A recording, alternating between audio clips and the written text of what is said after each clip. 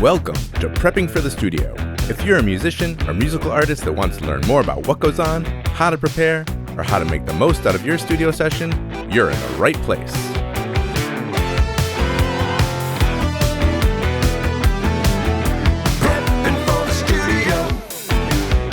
Hello, and welcome back to Prepping for the Studio, the podcast for musicians who want to learn more about the studio, what goes on, and how to make the most out of their time and money. I am Roy Silverstein, and I'm joined by my co-host, Brian Scheuble. Howdy doody. How you doing, Brian? I'm pretty good, thanks. Excellent. We're well into season 3 now, and we're kind of exploring some different specific genres, and today it's going to be all about hip-hop. So I called up my friend and engineer who's been using my studio Rarefied Recording for a long time now, Justin Truelove. Hey guys, what's going on?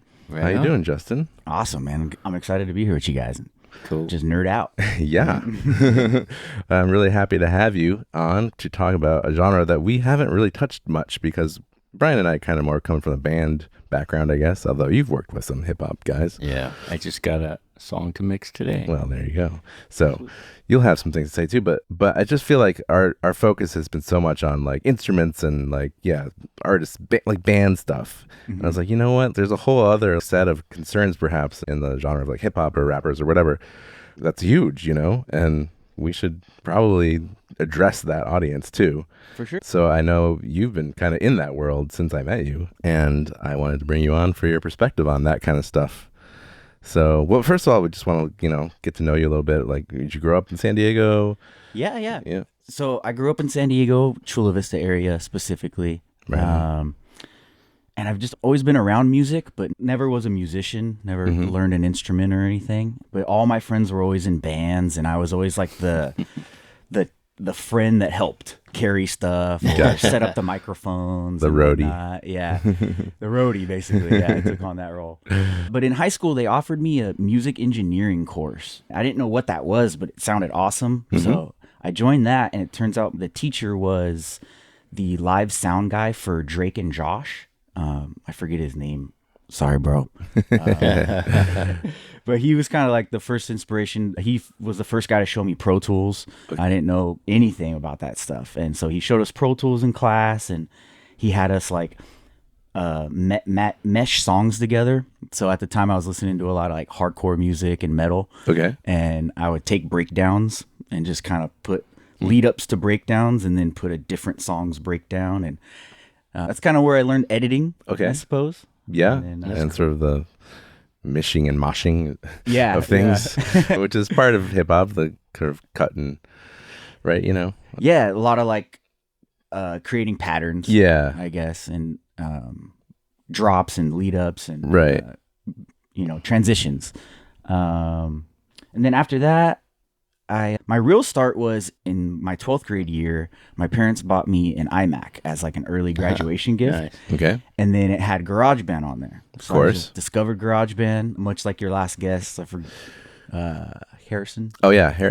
That was a recent episode with Harrison where we talked about metal. Yeah. Yeah. I was just listening to that, actually. Nice. And he said the same thing. He kind of got started in GarageBand, and then that moved into Reaper. And GarageBand is the new 4-track. Yeah. Right. You know what I mean? Like in my generation, everyone started on a cassette 4-track. Yeah.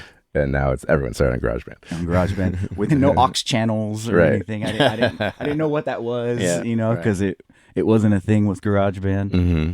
And I got started recording my cousin. My cousin was here in San Diego in the Navy, and he wanted to rap. So he just came over one day. I had GarageBand pulled up because I was trying to tinker around and make some beats. Mm-hmm. And then he just asked me, hey, if I get us a microphone, would you be able to record me? I go, yeah, but I think I need something else. And that's when I discovered interfaces and just the whole ball got rolling from there. That's awesome. Yeah. So I first started recording my cousin. And then a couple years later, there's actually this kid who had like a basement studio a few blocks away from my house. Okay. And this was in MySpace days. And so I discovered him on MySpace. Yeah, MySpace. Shout out to MySpace. Tom, where you at? I know, man. Tom was everybody's friend. That's right. No matter who you were. That's right. So I discovered that studio around the corner from me is like this basement studio. And from there, I met my friend Elmo. Ah, yes, Elmo. Good old Elmo, Live Sound Elmo. Yeah. Met him, and he actually introduced me to Reaper. So Okay. he got me off of GarageBand into Reaper. Sorry, Reaper, I never paid for you. Yeah. No. All good. It's free, you know. Yeah. Yeah. That's what it's for. Yeah. It's to You learn something from it and whatever. Yeah. grind your teeth all on it good. a little bit. So you got a little better DAW, I guess, there. Yeah, I learned a new DAW there. And then that location was recording like a lot of local bands. The guy, Chris, who was running it, had a couple friends that were rappers. And he actually asked me to record them. He goes, "Hey, I heard that you record a couple guys at your house. I got these guys. I don't really feel like working with them just because I'm in this band." And he was just getting busy. And so he pawned them off to me. And that was my friend Cam, who actually discovered this place. Ah, it was Cam that found Yeah. me. Yeah, my friend Callie Cam. Right. So I met him and then started working on a lot of music with him. And then eventually he came here to do a feature, and he took a video and sent it to me. And he goes, "Did you know this existed in North Park?" Oh, that's great. My mind was blown. 'Cause I'm like, I've only seen places like this in magazines Right. and YouTube videos, you That's know. great. Yeah, and then reached out to Yeah, you. it was early days. I mean, I had just opened and not for very long when I met you, I don't think. Really? Yeah. Oh, okay. Yeah, you were an early adopter of Rarefied. Oh, that's cool. The old Trident console, right? Toft, very Toft. similar to a Trident, yeah. Right. Mm-hmm.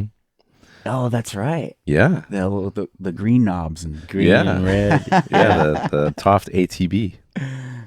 Oh, man. Rest in peace. Well, it's probably somewhere out there in the world. I did sell it to somebody. Oh yeah.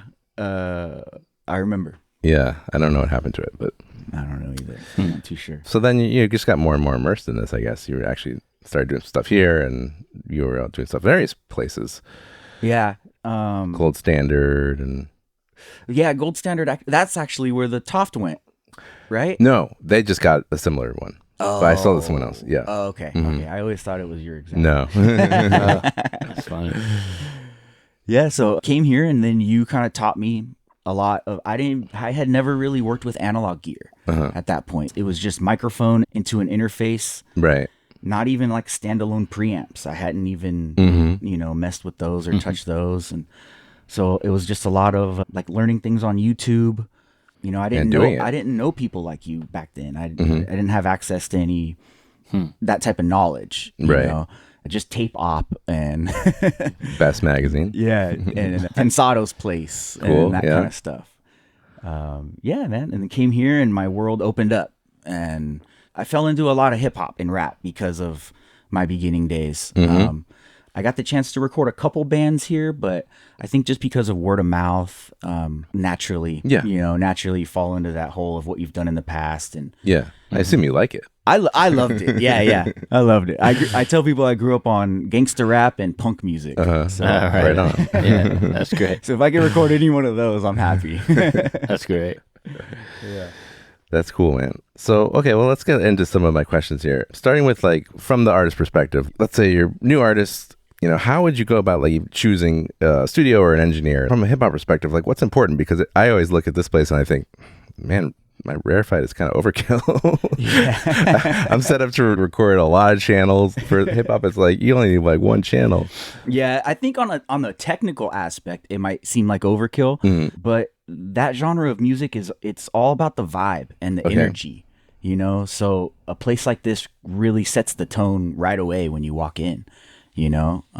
Big speakers, nice speakers. Yeah, yeah, you can bump loud, you know, a lot of people in that genre and demographic, they just want to hear it loud. A lot of bass. Feel it. Bass. And then space too. You know, I've recorded a lot in like bedrooms or garages where there's not a lot of space and people are tight, and then the sessions don't last very long. You know what I mean? It's just, there's no AC. Yeah. It's hot, you know, but in an environment like this, it might technically be overkill, but it's the space and the environment that they're paying for, I think, to have that vibe that they want and to be able to put that energy into the music. Okay. I get it now. Yeah. I'm literally asking a question that I've always wondered. It's like, why are people coming here for hip hop? It's like way overkill.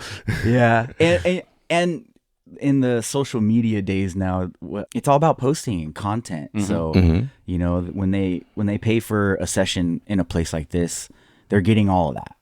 You know, they're getting the vibe kind of set at a standard, and then it's up to them to raise it when they get here. And then they get social media content out of it. They look cool. Yeah, Right. It's just you look more professional in an environment like this. Yeah, you know. For sure. I mean, is there an aspect of minimum quality though too that one should look out for? Because I imagine there's got to be a lot of like little studios catering to hip hop, and maybe they just have like the minimalist of gear. Would that be like okay, or like should you have some, I don't know, standards? Yeah, well, yeah, I think so. I mean, I think you can get away with a lot nowadays with the way technology is, but yeah, if you have a quality standard for yourself, I would say you need a good quality microphone, and there's so many of those nowadays. But you don't have to spend $1,000 on a microphone. You can anywhere between, I don't know, $300-500. A good quality mic, and then a really good preamp. A lot of people in the hip hop genre don't really know the technical stuff, but if you have those two things, I think you can get away with a lot with vocals. You know, so I would say, to answer your question more direct, a good mic and a good preamp, Right. Okay. and then that'll take us where we need to go. Yeah. What about the engineer themselves? Is there any way to suss out someone to see if they know what they're doing, or like? Oh, like what would I do? Yeah. Prepping for me. Yeah. I think communication's big. You know, like when you send me a client, the first thing I ask is if they have music out that I can hear, so I can just get an idea of the vibe that I'm going into.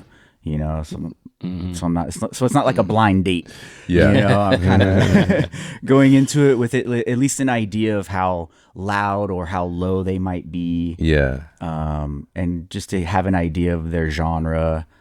Yeah, it's a big deal, the communication. I mean, you don't know how many times I've been told, Roy, I contacted a bunch of places and you're the only one that got back to me. Really? And I'm like, you're kidding me. Like, that's like business 101 here. yeah.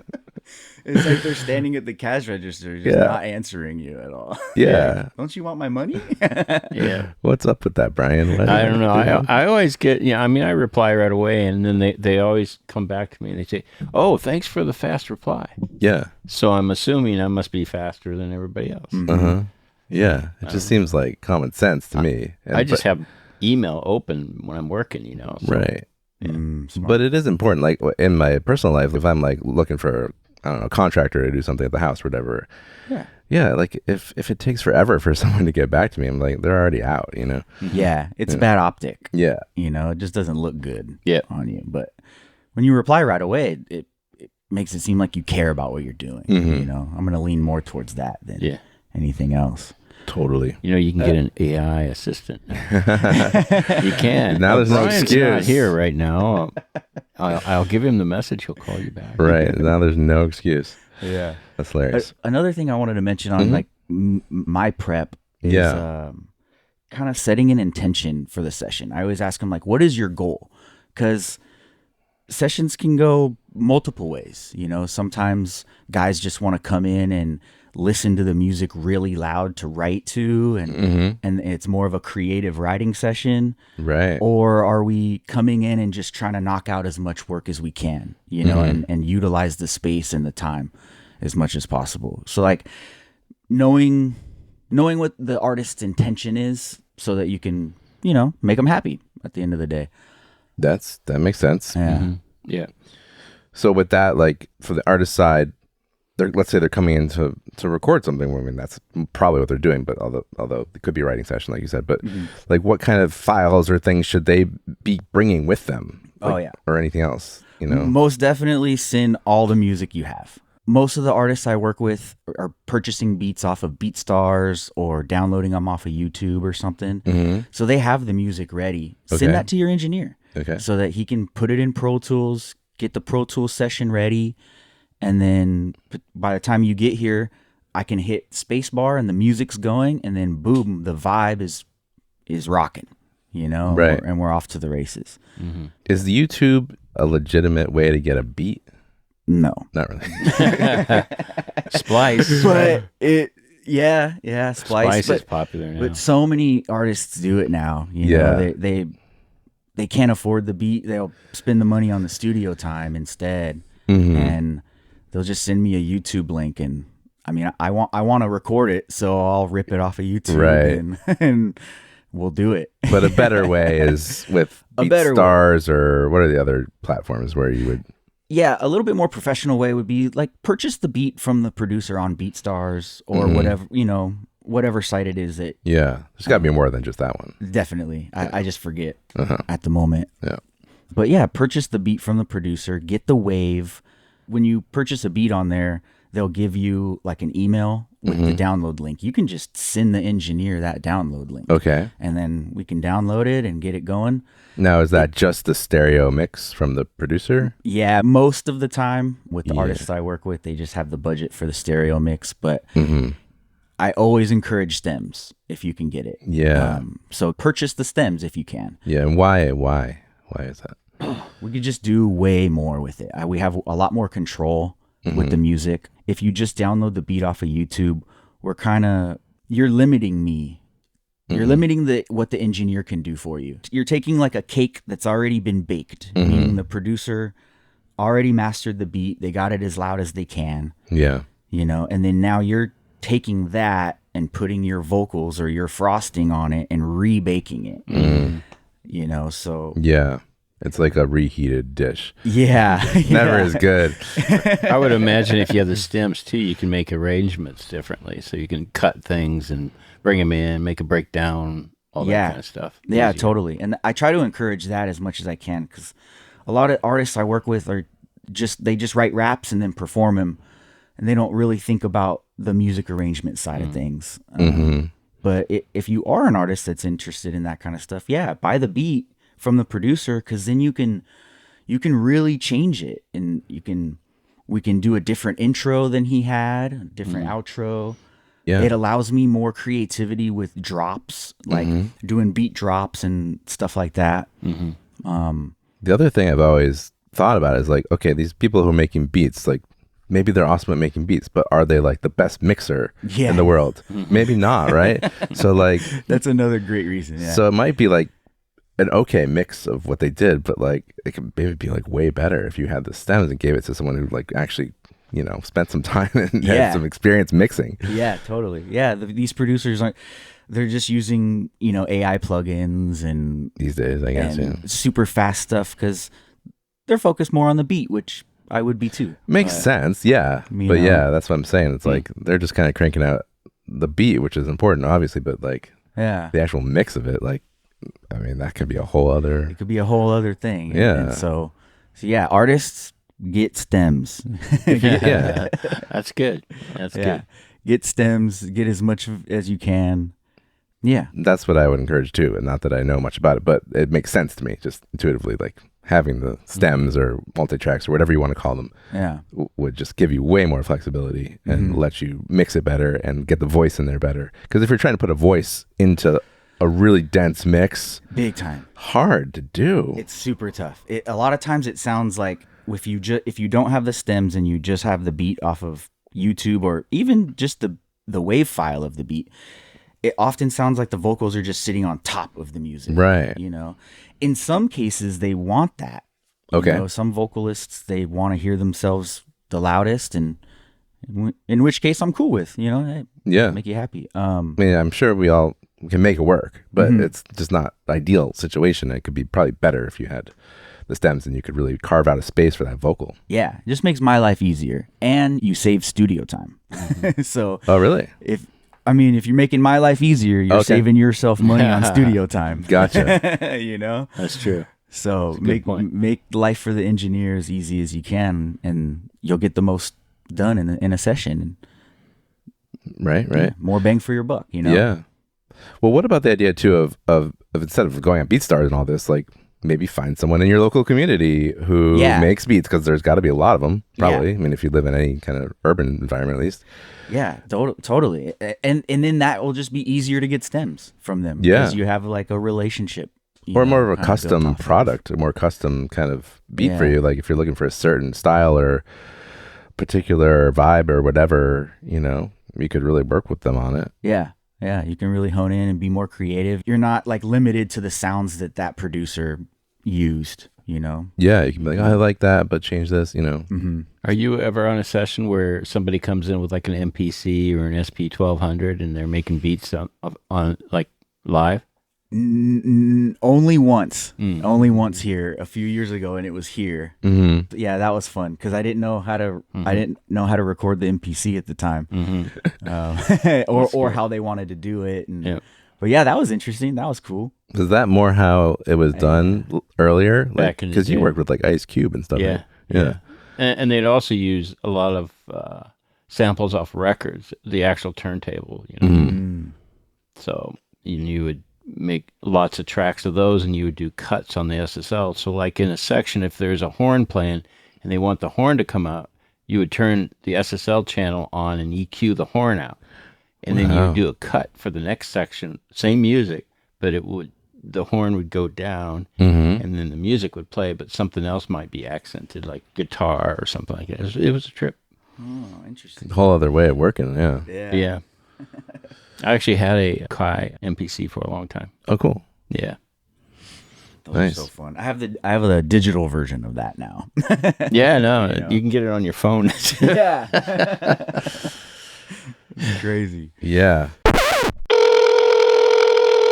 And now, a word from our sponsor, Rarefied Recording. Oh, that's me. I would be remiss if I didn't mention my studio, Rarefied Recording, and the services I offer there. The studio itself was built from the ground up, from the masterful plans of Mr. Wes Show, so it sounds fantastic both in the control room and the live room. A 32-channel Neve Genesis console holds center court and is complemented by a wide array of outboard gear, instruments, and microphones. Your music will be in good company.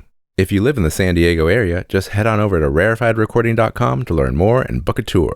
If you aren't lucky enough to live in San Diego, you can also hear examples of my mixing work. That's RAREFIED recording.com. And now back to the episode. But yeah, things have seemed to have morphed more into this like platform to buy beats that are already made, right? I mean, that's kind of the most common way things are done. Yeah. Yeah. For better or for worse. Yeah. You know? I would just think, man, it would be more awesome to find someone locally and work with them. And establish that kind of relationship, you know, where it can be more collaborative, I guess. Yeah, and you'll just create a more unique sound that way too, you know, instead of trying to add your creativity onto somebody else's that you've never even met. You don't even know, you know, you don't know if they even like it, what you did on it. And so, yeah, and then you end up, and if you do that and the producer doesn't really like what you did on it, they end up not promoting it, and you know, just build a relationship with the producers. Yeah. And then what about the licenses and stuff like that? Because there's like, isn't there weird stuff where it's like exclusive, not exclusive? Like, what's the deal with that? Yeah, I think it's kind of weird too, but I think it's just a way for producers to make more money. Because if you don't have an exclusive license, they can literally sell the beat to someone else, and you could have a song out and then someone else has the exact same beat as you. So that's pretty whack. I've actually recorded here 3 different artists over the same beat. No way. Yeah. Wow, well, there you go. Funny. Yeah. It's so weird. It was in the first couple years I was here too. Yeah, 3 Popular beat. It was within Must the have been same really good. 3 weeks. Wow, must have been really good. That's fun. But you know that producer will just sell a lease. It's kind of like leasing a car. Yeah. It's like, hey, you can use it, and then the terms are you own it up until this many plays, and then after that, oh wow, you have to share the royalties of the plays. Okay. Interesting. And I think that's just not in a bad way. This is gonna sound bad, but I think it's just a way for producers to make more money off of, you know, hobbyist type artists. I don't. Right. You can sell the beat more than once. Sound negative, but yeah. These beats are generally not that expensive. They're not. They're like $20, $50 for the MP3 or the Wave. And, you know, if I'm that producer and I can sell that to 10, 20 artists that, you know, unfortunately aren't really promoting their music that often, you know, they may or may not go anywhere with it. well, at least I made a couple $100 off of it instead of just that 20 from the one person. Right. That You makes know, sense. It makes sense from the producer's perspective, the beat maker's perspective, but I don't. Yeah. I feel like it doesn't make a ton of sense from the artist's perspective. At least an artist that's taking themselves seriously. Yeah. You know? I agree. I try not to discourage, artists from doing Yeah. it because, hey, if you're independent and you have a low budget, you got to do what you got to do, man. Yeah. So we're not here to judge you, but Right.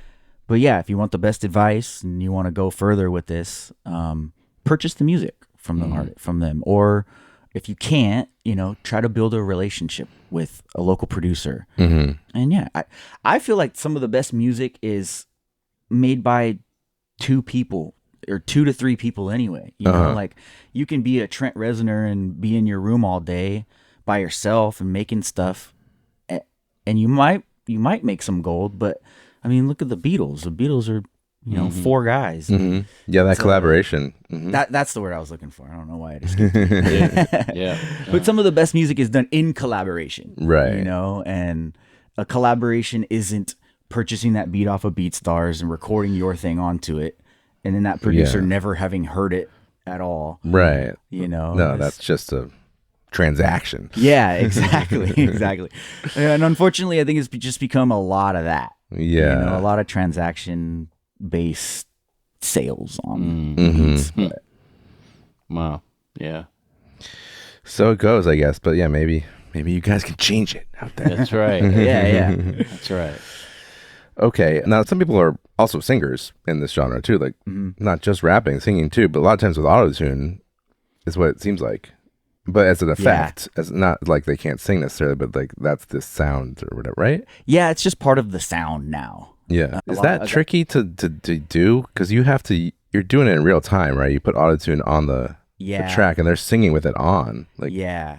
Is there tips for doing that? It seems like weird because like here you are like in real world, let's say, like singing up one note, but then you hear back like a different note. Is that, I don't know, I'm just wondering. For like, me, it's a little bit weird, but if it works for them in there and it makes them feel good, then that's what I'm going for. Yeah, it can be kind of weird with like amateur artists that they kind of they look at autotune as something to lean on as opposed to a tool that you're using in the music. It's, I think the talented guys know how to use autotune. Yeah, they that's know the how impression to, I get too. There's a way to sort of work with it. Yeah, it's a tool, guys. Yeah. It's not like it's a corrective tool, but I mean, It's you become use it like a tool. Yes, well, I mean, it has become a sound, an effect, or whatever, Yeah. But maybe, there is some people who have learned more how to harness it. You know what I mean? Yeah. They just practice with it, I think. I don't know about tips. One tip I do have is I can't make you sound like Drake. I love that. Oh man, that's funny. I get that a lot with amateur guys. They think that autotune is something to lean on. Just, hey, put the Drake preset on, but it's taking your voice and doing something with it. So learn how to use it as a tool. If you can, practice with it a little bit. Yeah, that would be good advice. Probably is somehow get a basic setup at home where you have autotune. Yeah. The version, I think they'll probably all have the low latency option, which lets you do it in real time. There's that app BandLab. Okay. Have you guys heard of that? I've heard of it. Yeah. And just it's free, and I think there's some like auto-tune settings and whatnot on there that you can tinker with. Okay. So I mean, there's a lot of free things out there. You guys can just start demoing ideas, And learning how to actually really make use of it, if that's what your goal is. Because I've heard done really badly. Yeah. Or at least I perceive it as badly, where it's like it's over modulating, if you will. Like, yes. You know what I mean? Like it's unintentional pitch shifts or whatever. Yeah. I was like, I don't think you really meant to sound like that. And that's what's tough for me is sometimes I don't know if they want that or if they don't want that. Yeah. So I guess that's where the communication we were talking about back then comes in, is just knowing the direction of the sound that you want to go in. Yeah. And putting in the work. Yeah. And then, I mean, aside from autotune, you're using your voice. Yeah. This whole genre is your voice. Right. I was going to ask, like, how does one maximize their voice in the studio? How do you prep for that? Or any tips around, just like performance and Try not to smoke before you come. But isn't that a big part of the culture? I know. It's bad though. No, I think everybody's different. Yeah. You know, so it's a case by case kind of basis. But I would always advise like try staying quiet throughout the day before your session. Mm-hmm. Stay quiet. Try not to use your voice too much. You know, it is a muscle. So Yeah. you know, kind of like going to the gym, you're not gonna be doing all kinds of crazy lifting before you get to the gym. Right. So, you know, use your voice sparingly and then save it for the studio. That's smart. Yeah. Yeah. I heard a vocal coach say that one time. It makes sense. Yeah. Yeah. Or the last episode you guys were talking about screaming. Right. Harrison brought up screaming. Right. And, I actually heard that the Save Your Voice thing from the Zen of Screaming video. That was out. Around that time, there's this video out called the Zen of Screaming that I think the singer of Lamb of God was a part of. And that was one of the biggest tips in that video is just save your voice. Yeah.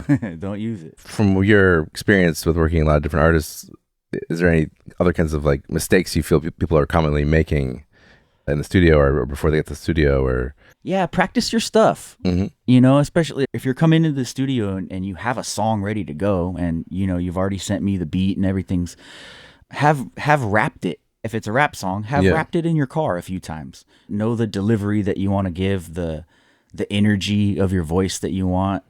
That can save you a lot of time in the studio if you already know that. Right. You know, not judging if you don't, because that's part of the creative process. Right. So sometimes it's figured out in the studio. I mean, I hooked you up with Mitchie Slick, who's a kind of a famous rapper here, and I've worked with him a tiny bit too. And that I noticed, like when he was in here, he was kind of working through it in real time. Was he doing that with you too? Yeah, it was the same thing from that was really cool too, because I just come prepared with the beats ready to go, and then he kind of wrote on the spot. Yeah. So he came into the studio with like the first couple lines ready to go, and then he would just flow. Say, hey, go start the verse. And I'm like, all right, sounds good. He would flow and then work on a line. All right, hold on. And then you just keep the music looping for him. And so that was interesting because he kind of just wrote on the spot. Yeah. I mean, he was really good at it from what I can tell, but I don't know if that's like something a beginner would expect to be able to do. Yeah, he's deep into it. Yeah, he's been doing it for 20 plus years. Yeah. And then and each time he said something too, it'd be a little bit different. You know, so he was kind of working on his delivery and the lyrics at the same time. Yeah. You know. But yeah, if you haven't been doing this that long and you guys want to utilize your time and money as best you can, get all that fleshed out beforehand. You know, if you don't have any equipment or anything, play the beat in your car, rap it in your car, rap it while you're at work and stuff. And just the more you do it, the more it'll dive into your muscle memory. Oh yeah. And then when you get here, it's more natural. It's not like you have to try, you know? Yeah, I mean, we talk about memorizing your lyrics all the time. That's kind of that too, like getting it to be muscle memory. Yeah. Like, is that better than when people have their phone like this and they're trying to rap off the lyrics off their phone? Yeah, I've always found it to be a lot just cleaner and feel better. I don't know. There's like this weird latency in the brain when you're holding your phone out and you're reading something and then saying it. Yeah. And then hearing it. It just. Yeah. I don't it's know. not internalized. You can't emote it in the same way when you have to like spend all this brain power reading. Yeah, exactly. And then if you've just practiced it over and over, you have it memorized, and it's one less thing for the brain to do while you're performing. And you can really just hone in on the performance and be there as opposed to being on a screen. You know, just really be in the moment. Yeah, totally. I find that important with singers too, you know. Oh, yeah. A lot of times they get nervous and they're just trying to perform more so than, or they don't know the lyrics and they're doing this, but they're also over singing. They're just like, you just relax. Yeah. Just kind of get inside the song, you know? Yeah.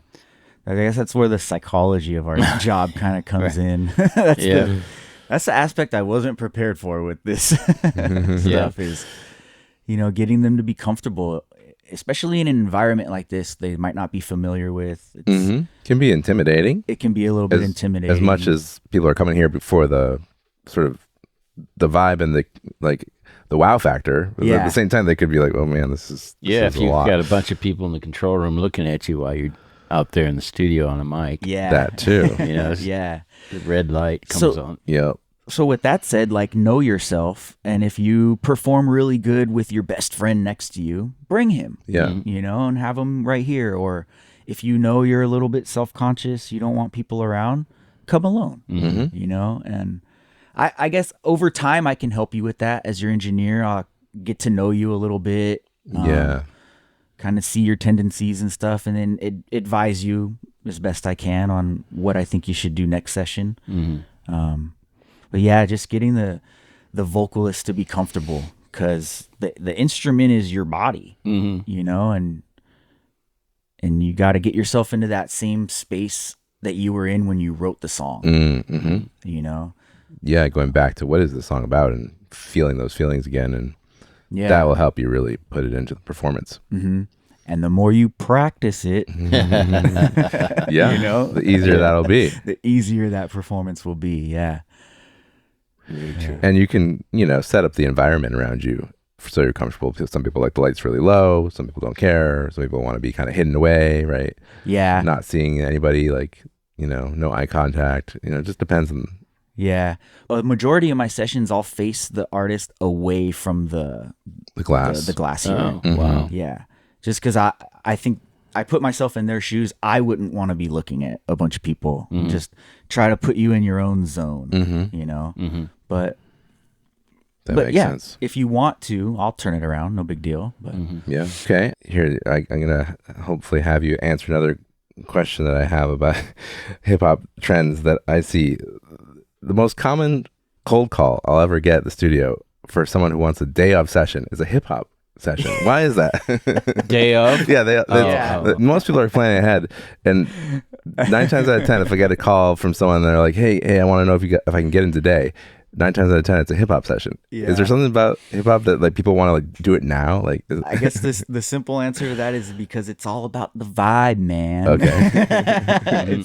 I think because it's a little bit less technical than other forms of, or other genres of music. You know, metal is real technical. Yeah. People got to know their parts when they come in. The artist might have just caught that same vibe that they were in when they wrote the song. And so now they're in it, and it's, oh, let's go. Yeah. You know, let's get to the studio. Yeah, let's go. So they start calling people, and like I get those calls all the time. That's funny. And I'm like, oh, you need to plan a little more ahead. We're kind of busy, or whatever. It's just it's funny. doesn't usually work. I had one today, Yeah. and I was like, sorry, I'm there.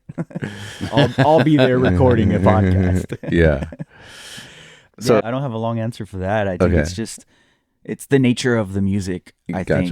Yeah, the more prepared you are, the better it'll be. But also because it's, you know, spontaneous. I guess there's that aspect of you're in the mood for it right now. Yeah. Let's go. You know, Yeah. I get it. Yeah. Unfortunately, it doesn't work that well, generally speaking. Yeah. Because studios usually, you know, they need a little more time than that to like, Yeah. you know, they might not have an opening, first of all. It's good for creativity, but it's tough for business. Yeah. You know, the spontaneity of it all. But it's like capturing lightning in a bottle, you know, and I know you guys talk about that a lot, and in just getting the right performance and all that. And that's part of it is, hey, they're ready to go today. Let's go. You know? That's great. So I do the best I can to accommodate, but it is what it is. Yeah. Gotcha. What's a reasonable amount of studio time required to record a vocal for a song and have it mixed and mastered at a pro level? I feel like there's some misconceptions about how long things take. That's just a general statement, but yeah. Yeah, in For general, hip-hop. let's say like the music is already fleshed out. You have the beat from the producer. You know what you want to do, so that when you do come to the studio, you can record pretty much right away. If that's the case, it's tough because mixing can take so long. If you want it, If you wanted to, yeah, I may spend a day per song. Yeah. But I'd say minimum 4 hours. Okay. You know, allow yourself like an hour to 2 to at least record all your vocal parts. okay. You know, you want to capture lightning in a bottle and get it done, but also you don't want to rush it. Yeah. You want to take your time, make sure you aren't missing a part or anything. Or I always say record too much because it's easier for me to delete something than it is to say, oh, I wish I did that. Right. You know? Totally. So over record. Because there's a lot of times there's doubles, there's ad libs, right? Yeah. They'll do doubles or also in and outs. I'll call them in and outs where Okay. they're listening to their verse and then they'll come in on the rhyming words. Right. You know? And then they got ad libs and backup vocals if that's necessary. And then a lot of times there's like skits or intros and outros that they want to do, which is always fun. Yeah. So minimum 4 hours and we might be done mixing. Right. Probably Let not, alone mastering. 'Cause Yeah. It seems like there's an Let alone expectation. mastering. Seems like there's an expectation of like, hey, I want to record, mixed, and mastered. Like all together. Yeah, there's this like cookie cutter expectation out there, you know, kind of similar to the Autotune thing where it's just, they think I could just put a preset on and they're going to sound a certain way right away. Right. But it takes a lot more work than that, guys. You know, especially if you want to sound unique and different, you know, you got to put the time in, put a little pressure on your art and maybe you'll make a diamond. You know? Yeah.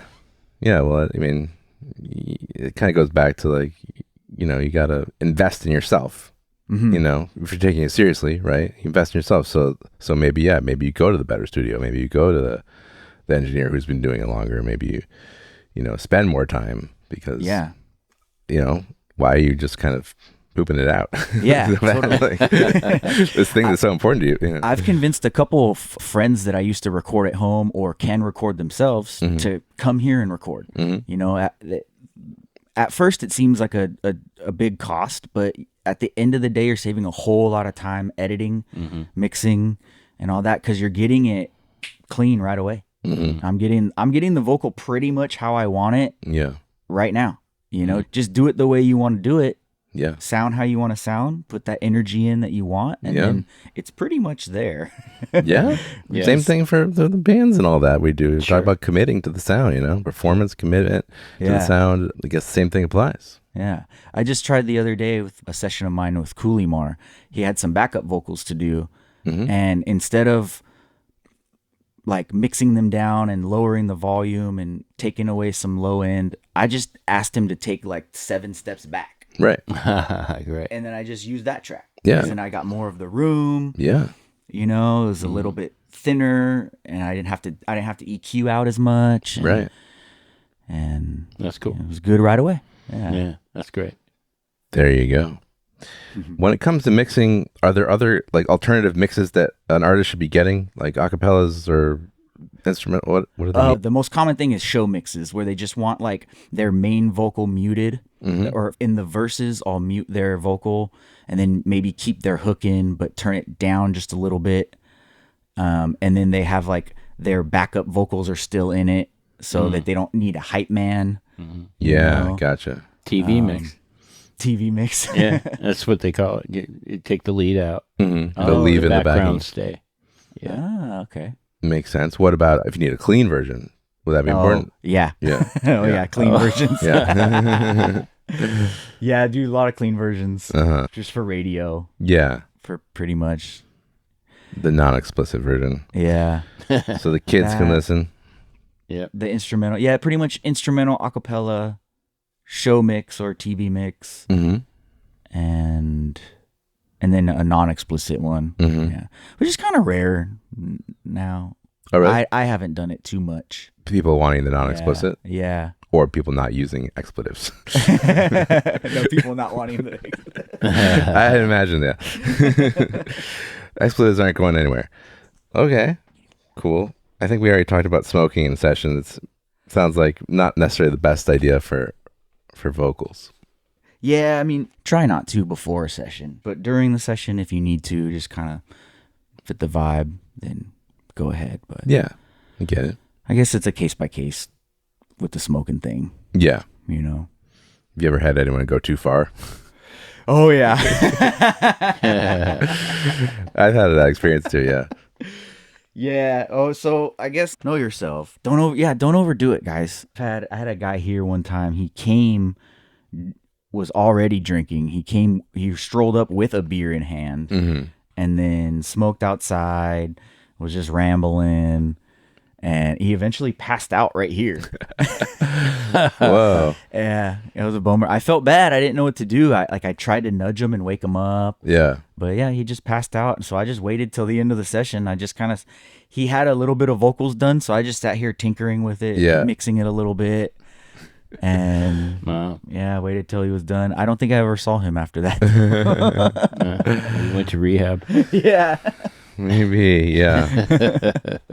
Well, yeah, So, that's what can happen. Be an adult about it, guys. Be mature. Don't come in. And it can be a party, but it's There's an element of here, we're here to work. Yeah, there needs to be that there for it to be a good session. Other than that, it's just a party. Yeah. Like, what are we doing? Yeah, and there's no harm in having some fun. Yeah. We should be having fun in here. Yeah. That's what it's all about, like with all this technical stuff could really can bog you down and it can be intimidating, but we're here to have fun. At the end of the day, the music is it's all music, guys, it's all with music, and we do it because we enjoy it. Yeah. Yeah. That's good. Okay, well, that's kind of all my questions. I don't know if you have any other things, Brian, in your mind, or anything you want to just throw out there, Justin. I can't remember. I'm trying to think of the bookmarks that I made myself earlier. You said today. be on time. That was your one thing you wrote down. That's right. Be on time. That's very good. The most common thing with hip hop sessions is guys are always late, you know? And look, I'm not judging you, but if you want to make the most out of your money, get here early. I'm here early. Your engineer's going to be there early because you sent him the files. So he's got to prep the session and get it going and set up the microphone and whatnot. So show up early with him, There you go. That's pretty easy. Yeah. Yeah. Well, I mean, back in the day when you were working on anybody probably, was it pretty common people would show up way late? Yeah, downbeat at 1 o'clock in the afternoon. People wouldn't show up till 7. Some people wouldn't show up till 10. Damn. And then you work till 8 in the morning, Yeah. Rough. Yeah. They weren't paying for it, huh? No. Well, not directly.